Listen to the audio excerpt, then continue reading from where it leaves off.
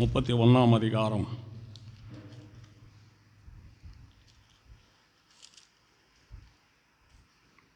1-5 முடிய. பின்னும் கர்த்தர் மோசேயை நோக்கி, யூதாவின் கோத்திரத்தில் ஊருடைய மகனான ஊரியின் குமாரன் பெசலியேலை பேர் சொல்லி அழைத்து வினோதமான வேலைகளை அவன் யோசித்து செய்கிறதற்கும் பொன்னிலும் வெள்ளியிலும் வெண்கலத்திலும் வேலை செய்கிறதற்கும் இரத்தினங்களை முத்திரை வெட்டாக வெட்டி பதிக்கிறதற்கும் மரத்தில் சித்திர வேலைகளை செய்கிறதற்கும் மற்றும் சகலவித வேலைகளையும் யூகித்து செய்கிறதற்கும் வேண்டிய ஞானமும் புத்தியும் அறிவும் அவனுக்கு உண்டாக அவனை என்ன செய்தேன்? தேவ ஆவினாலே நிரப்பினேன். என்னென்ன வேலை? பொன்னு, வெள்ளி, வெண்கலம், ரத்தினங்கள், மரத்தில் சகலவித வேலை. எல்லாரும் கர்த்தரை துதிப்பார். சகலவித வேலைகளையும் தேவனுக்கு மயந்தாற்றும். இப்போ ஆவிக்குரிய நிலைமையில் இருக்கிற சகோதரர்கள் சகோதரிகள் தேவனுடைய பார்வையில் நம்முடைய ஆவிக்குரிய வாழ்க்கை சரியாக இருக்குமா தவறாக இருக்குமான்னு சொல்லி நீங்கள் கணிக்கணும். குடும்பத்தில் ஒன்றும் பிரச்சனை இல்லை, சர்ச்சில் ஒன்றும் பிரச்சனை இல்லை, வருகையில் தான் பிரச்சனை இருக்குது. எல்லாரும் கர்த்தரை துதிப்பான். வருகையில் சொல்லுங்க, வருகையில் பிரச்சனை இருக்குது. இங்கே ஆண்டவர் 80 வருஷம் 90 வருஷம் 60 வருஷம் கொடுக்குறாருன்னு சொன்னால் நம்ம ஆவிக்குரிய வாழ்க்கையை பூர்ணப்படுத்துறதுக்கு தான். ஆவிக்குரிய வாழ்க்கையை பூர்ணப்படுத்துறதுக்கு தான். அதுக்கு தான் தேவன் ஆண்டவர் இந்த மாதிரி ஒரு மனுஷனை அழைத்து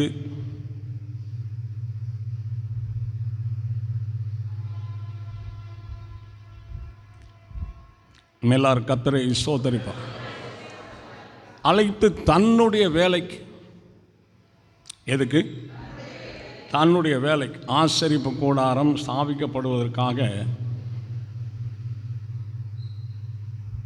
தன்னுடைய வேலைக்கு.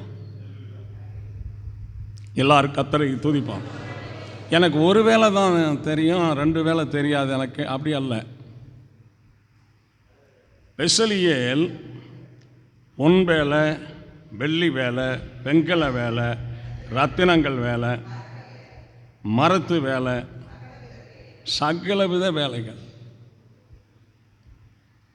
இப்படி தான் ஒரு சகோதரன் இருக்கணும், ஒரு சகோதரி இருக்கணும். எல்லாரும் கர்த்தரை துதிப்பான். அப்படி தான் இருக்கணும். எல்லாரும் கர்த்தரை துதிப்பான். தேவனுக்கு மகிமையுண்டாகட்டும். ஒரு வேளை எனக்கு செய்ய தெரியும், ஒரு வேளை தெரியாதுங்கிற வேலை இருக்கக்கூடாது. எல்லாம் நமக்கு தெரியணும், எல்லாம் தெரியணும். எல்லாம் செய்யறதுக்கு ஞானம் இருக்கணும், அறிவு இருக்கணும், பலன் இருக்கணும், திறமை இருக்கணும், விழிப்பு இருக்கணும். எல்லாரும் பாய் தந்த ஆண்டவரை துதிப்போம். விழிப்பு இருக்கணும். தனிப்பட்ட முறையில் நம்முடைய வாழ்க்கை உயரணும். செய்கிற வேலை வளரணும். செய்கிற வேலையில் வருமானங்கள் பெருகணும். ஒரு பையனை கர்த்தர் கொடுத்தாருன்னா அந்த பையனை கர்த்தருக்குள்ள பெரிய ஞானவானாய், புத்திமானாய், அறிவாளியாய், எதையும் செய்ய, எதையும் சாதிக்க அப்படி பயிற்சி கொடுத்து கற்றுக் கொடுத்து பிள்ளைகளை வளர்க்கணும். இன்றைக்கு சில வீடுகளில் இருக்கிற பிள்ளைகள் வீட்டுக்கே பிரயோஜனம் இல்லாமல் இருக்காங்க. எல்லாரும் கர்த்தரை துதிப்பாங்க. தேவனுக்கு மகிமை. 1 ராஜாக்கள் 4ஆம் அதிகாரம் 30வது வசனத்தில், 1 ராஜாக்கள் 4:30, சகல கிழக்கத்தி புத்திரரின் ஞானத்தையும் எகிப்தியரின் சகல ஞானத்தையும் பார்க்கிலும் சாலமோனின் ஞானம் சிறந்ததாக இருந்தது. கிழக்கத்தி புத்திரர், எகிப்தியர், இவங்க சகல ராஜாக்களின் ஞானத்தை பார்க்கலும் சாலமோனுடைய ஞானம் சிறந்ததாக இருந்தது. எல்லாரும் வாய் தந்த ஆண்டவரை துதிப்பான். சிறந்ததாக இருந்தது. ஏதேனை இழந்துட்டாங்க, கானான் தேசத்தை இழந்துட்டாங்க. நோவா காலத்தில் ஜனங்கள் மனம் திரும்பி இருந்தால் அந்த தேசம் ஜலத்தினால் அழிஞ்சிருக்காது. மனம் திரும்பாதனால எல்லாரும் கர்த்தரை துதிப்பான். இதில் பரிசுத்தவான்களுக்காக, பரிசுத்த சௌகரிகளுக்காக கடைசி ஒரு சந்தர்ப்பம் பரலோகத்தை தேவன் வைத்திருக்கிறார். அதை எதன் மூலம் பெற்றுக்கொள்வது?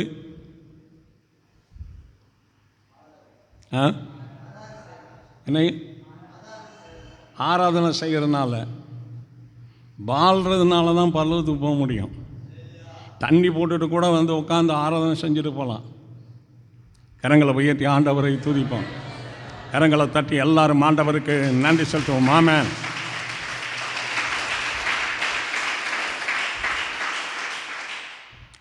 ரெண்டு நாளாகமும்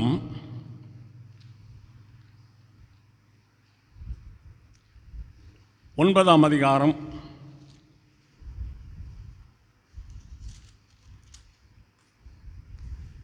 23வது வசனத்தில், 2 நாளாகமும் 9ஆம் அதிகாரம் 23வது வசனத்தில், சாலமோனின் இருதயத்திலே தேவன் அருளிய ஞானத்தை கேட்பதற்கு பூமியின் ராஜாக்கள் எல்லாரும் அவன் முக தரிசனத்தை என்ன செய்தார்கள்? தேடினார்கள். சகல ராஜாக்களுங்க, பெரிய நாடுகள், சின்ன நாடுகள், எங்கெல்லாம் ராஜா இருந்தாரோ, எங்கெல்லாம் ராஜ்யம் இருந்ததோ, எங்கெல்லாம் ஆளுகை இருந்ததோ, எல்லா ராஜாக்களும் தினமும் சாலமோனுடைய முகத்தை என்ன செய்தார்கள்? தேடினார்கள். எதை கேட்கறதுக்கு? ஞானத்தை கேட்கறதுக்கு.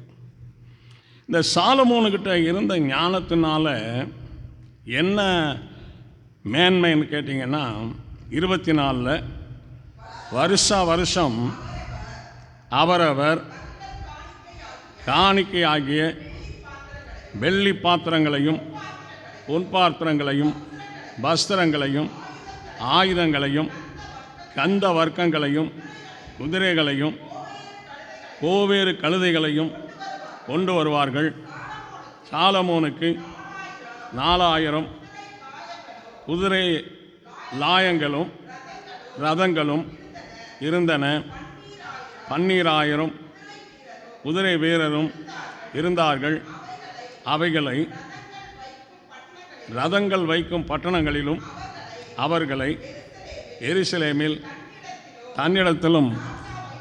இந்த சாலமோனுக்கு ஞானம் இருந்ததுனால வர்ற ராஜாக்கள் எல்லாரும் என்ன செய்கிறாங்கன்னா, தங்க பாத்திரங்கள், வெள்ளி பாத்திரங்கள், குதிரைகள், ஆயுதங்கள் கொண்டு வந்துக்கிட்டே இருக்கிறாங்க வருஷம்.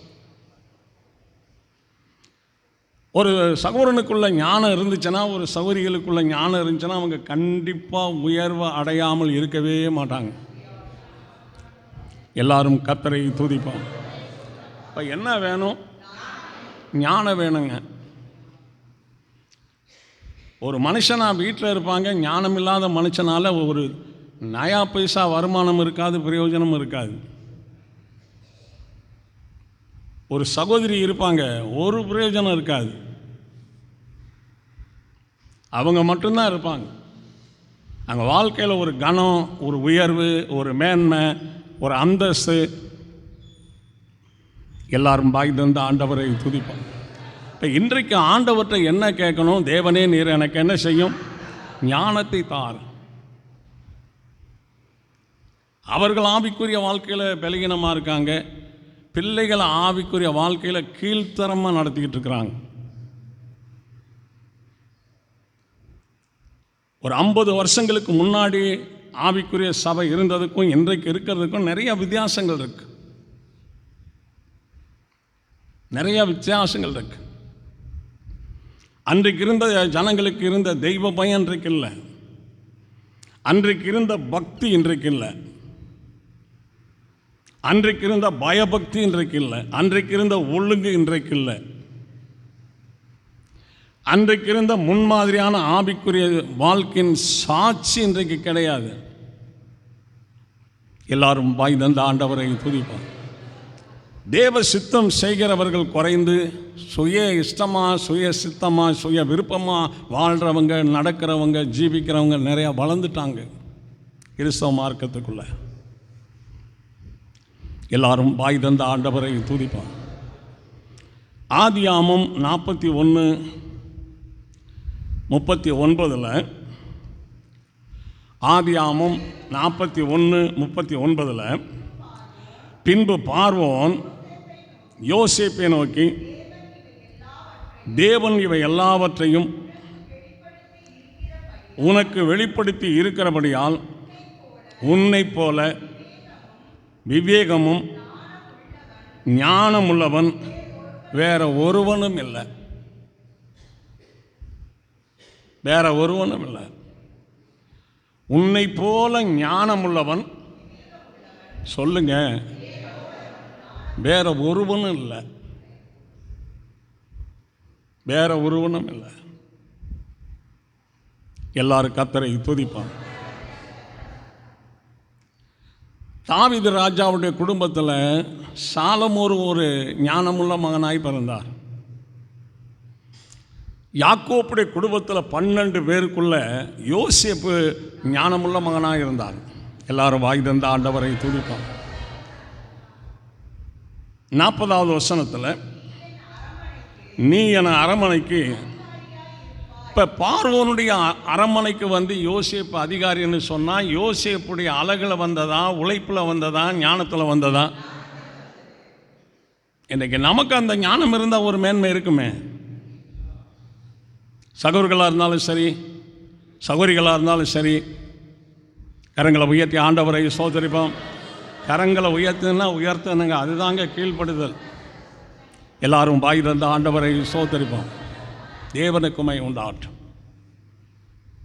பெண் பிள்ளையாக இருந்தாலும் கூட தேசத்தை ஆள்ற அளவுக்கு ஒரு திராணி, ஒரு திறமையை வளர்த்து விடணுங்க.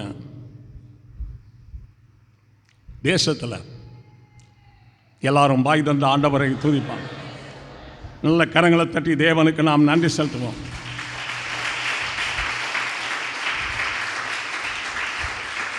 நாற்பத்தி 1வது வசனத்தில், பார்வோன் யோசேப்பை நோக்கி, எகிப்து தேசம் முழுவதுக்கும் அரமனைக்கு யாரு?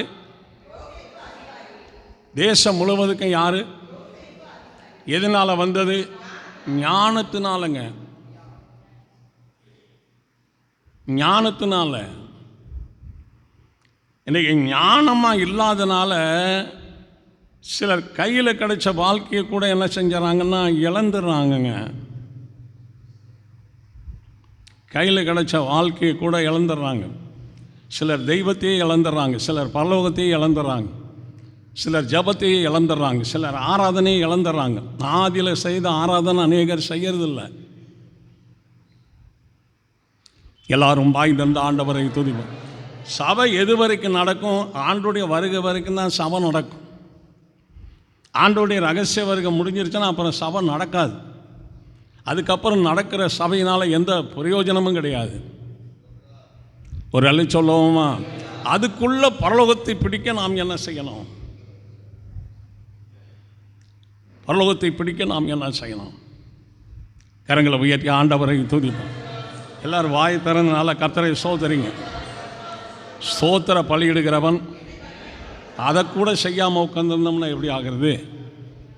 தேவனை மகிமைப்படுத்தணும்ல. எல்லாரும் கர்த்தரை துதிப்போம். 42வது வசனத்தில் பார்வோன் தன் கையில் போட்டிருந்த முத்திர மோதிரத்தை கலட்டி, இவர் அந்த மோதிரம் இருந்துச்சு அப்படின்னு சொன்னால் ஒரு நிருபை எழுதினாலோ மற்றதெல்லாம் அந்த மோதிரத்தில் ஸ்டாம்ப் போட்டாச்சுன்னு சொன்னால், சீல் போட்டாச்சுன்னு சொன்னால் யாரும் மாற்றவே முடியாது. ஃபுல் பவர் அந்த ராஜா அதிகாரத்துக்கு அதுதான். இப்போ இந்த ராஜாவுடைய மோதிரமே யார் கைக்கு வந்துருச்சு? நல்லா பழிச்சுன்னு சொல்லுங்கள். யோசேப்பு மோதிரத்தை கழட்டி என் கையில் போடுன்னு சொன்னாரா? ஞானம் இருந்தால் தானாக வருங்க. என்ன இருந்தால்? ஞானம் இருந்தா. கருவாடு வியாபாரம் ஆரம்பித்தாலுமே ஒரு 10 வருஷத்துக்குள்ளே திண்டுக்கல் மாவட்டத்திற்கு ஓல்சி வியாபாரியாக மாறணுங்க. சும்மா 40 வருஷம் 60 வருஷம் இந்த 100 கிராம் பொட்டணத்தை போட்டுக்கிட்டே வாழ்ந்துக்கிட்டு இருந்தால் அது கர்த்தர் ஆசீர்வதிக்கலைன்னு அர்த்தம். கரங்களை தட்டி எல்லாரும் ஆண்டவருக்கு நன்றி செலுத்துவோம்.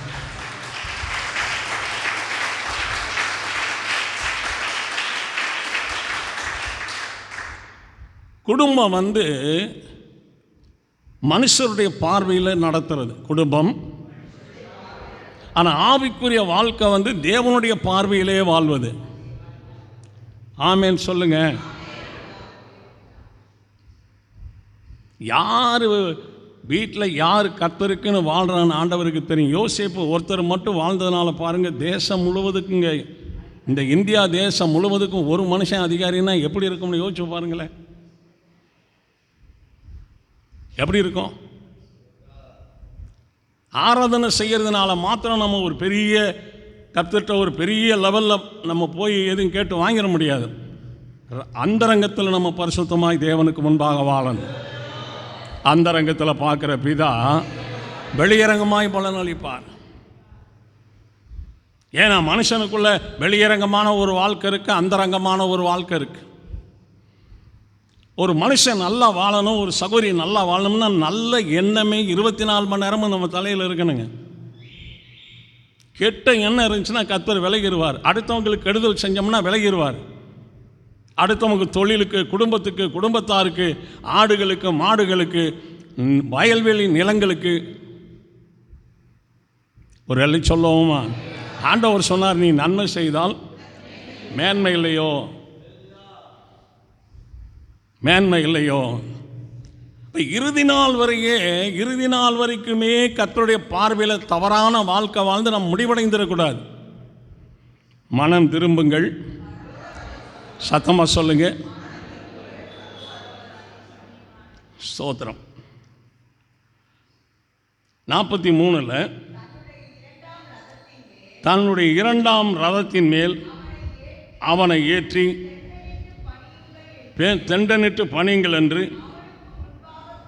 அவனுக்கு முன்பாக கூறிவித்து எகிப்து தேசம் முழுமைக்கும் எதில் போகிறாருங்க? யாருடைய 2ஆம் ரதம்? யாருடைய மகன் போகிறாரு? ஆபிரகாம் ரதத்தில் போகலைங்க, ஈசாக்கு போகலை, யாக்கோப்பு போகலைங்க, யோசாப்பு போகிறாருங்க எகிப்து தேசத்தில் ரதத்தில். நல்ல வாய் தந்த ஆண்டவரை துதிப்போம். நமக்குள்ள ஒரு திறமையான விசுவாசம் இருக்கணும், திறமையான நம்பிக்கை இருக்கணும், திறமையான ஜெபம் இருக்கணும், திறமையான ஆராதனை இருக்கணும். நம்ம செய்கிற ஆராதனை கர்த்தருடைய இருதயம் குளிர்ற மாதிரி செய்யணுங்க. கரங்களை தட்டி ஆண்டவருக்கு நன்றி செலுத்துவோம். ஆமென்.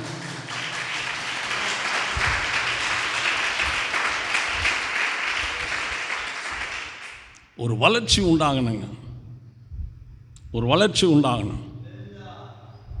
எல்லாரும் வாய் தந்த ஆண்டவரை துதிப்போம்.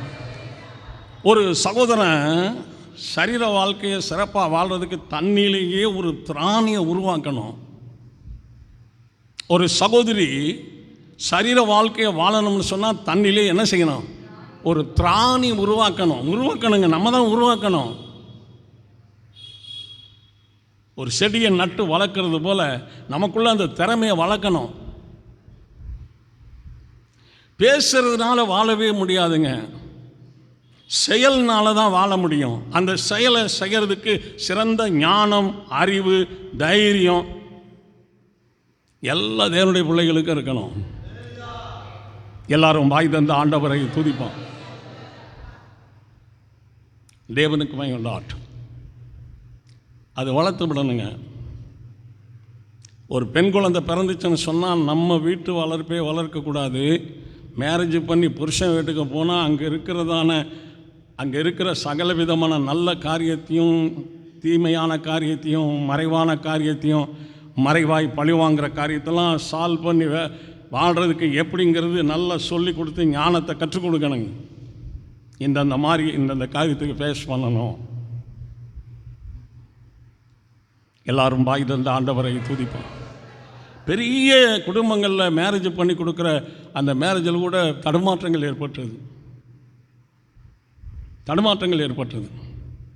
ஒரு நாள் பஸ்ஸில் போய்கிட்டு இருக்கிறான். ஒரு பெரிய ஐஸ்வர்யவான் தோற்றத்திலே தெரியுது. 100 பவுன் நகை போட்டு தான் மகளை மேரேஜ் பண்ணி கொடுத்துருக்கிறார். நம்ம திண்டுக்கல் மகளிர் போலீஸ் ஸ்டேஷனில் தாங்க அந்த விவாகரத்து நடந்தது. எல்லாம் அந்த பொருளெல்லாம் இறக்கும்போது கண்ணால் நானே பார்த்தேன். அம்மாவை பார்க்குறதுக்காக போயிருந்தேன். ஞானம் இல்லைங்க. ஒரு குடும்பத்தை நடத்துறதுக்கு ஞானம் இல்லைங்க. அப்புறம் எப்படிங்க எல்லாம் பெருசு அளவில் போய் நம்ம செய்ய முடியும்? எல்லாரும் வாய் தந்த ஆண்டவரை துதிப்போம். நல்லா வாய் தந்து கர்த்தருக்கு நாம் நன்றி சொல்றோம். என் வீட்டில் உள்ளவங்க ஆண்டவர்கிட்ட போவாங்களா?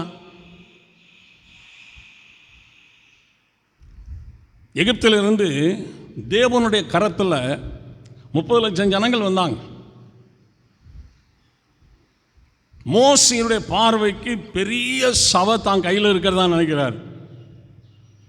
தேவனுடைய பார்வையில் காலேப்பு, யோசுவா 2 பேர் மட்டும்தான் இந்த கூட்டத்துக்குள்ளேயே நமக்காக வாழ்கிறான், பின்பற்றுறான். மற்றவங்கெல்லாம் ஜீரோவாக இருக்கிறான்னு ஆண்டவர் கண்டுபிடிச்சிட்டார். ஒரு எல்லி சொல்லுவோமா? இப்போ நம்ம லெவலில் எப்படி ஆண்டவர் எப்படி பார்த்து அறிந்து எப்படி தீர்மானிச்சிருக்கிறாருங்க நமக்கு தெரியாதுங்க. தெரியாது. பலன் இல்லாத ஆராதனை நம்ம செஞ்சுக்கிட்டே போய்கிட்டு இருப்போம். மனுஷனை மேற்கொள்ள முடியாது, பிசாசை மேற்கொள்ள முடியாது, இச்சையை மேற்கொள்ள முடியாது, உலகத்தை மேற்கொள்ள முடியாது, சாபத்தை மேற்கொள்ள முடியாது. அதுக்கு ஞானம் வேணும். ஆண்டவரே எனக்கு நீர் என்ன செய்யும்? கவனிங்க, ஆண்டவரே எனக்கு என்ன செய்யும்? ஞானத்தை தார்.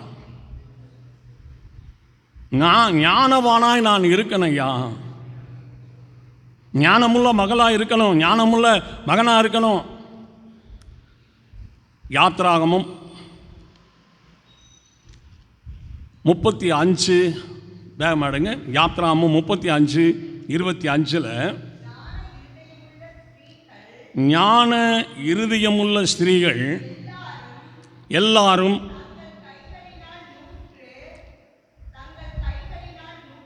தங்கள் கைகளினால் நூற்று தாங்கள் நூற்கிற